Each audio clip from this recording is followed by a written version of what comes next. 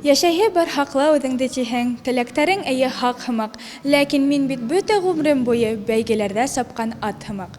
Дуҫтар, мин бушҡа ғына Мостай Кәримдең был шиғырын һөйләмәнем. Сөнки тап бөгөн уның исемен йөрөткән 758-нче гимназияла Мостай уҡыуҙары конкурсының финалы үтә, һәм беҙ ҙә был саранан ситтә ҡалманыҡ.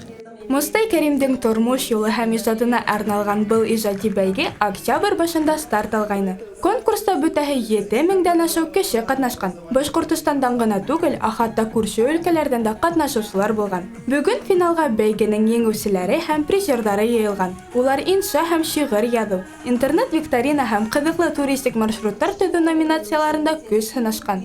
Бөгөнгө сарала ни өсөн ҡатнашырға булдың? Сөнки миңә Мостай Кәримдең ижады бик ныҡ оҡшай.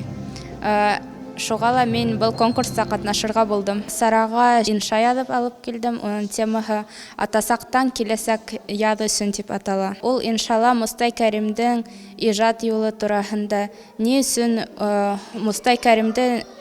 Мостай Кәрим минең иң яратҡан шағирым икәнен һөйләп бирҙем. Бөйөк шәхестең иҫтәлегенә үткәрелгән бәйгене абруйлы жюри ағзалары баһаланы. Шулай уҡ Мостай Кәримдең тыуғаны Әлфирә Ильяс ҡыҙы ла килеп, бәйгелә ҡатнашыусыларға ҡотлау һүҙҙәрен еткерҙе.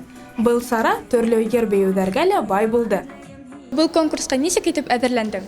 Беҙ уҡытыусыбыҙ менән бик оҙаҡ әҙерләнек һәм беҙ күп мәғлүмәт йыя инек. Бына әйтеп кит әле, Мостай Кәрим һинең өсөн кем ул? Мостай Кәрим минең өсөн бөйөк башҡорт шағиры, яҙыусыһы һәм кеше кем башҡорт телен һәм башҡорт ерҙәрен күтәрә ине. Һәм мин бик Мостай Кәримен һоҡланып торам һәм уның һәр бер ижадын уҡығанда мин һоҡланып, яратып уҡыйым инде.